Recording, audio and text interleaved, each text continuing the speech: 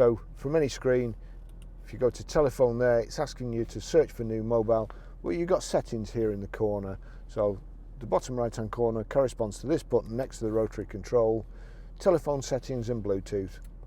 So we turn that rotary control down to Bluetooth, and you've got Bluetooth discoverability, Bluetooth audio player, find Bluetooth devices and bonded Bluetooth devices. That's the one we want. We click on that, Barry's iPhone there, click on that, and we want to delete it.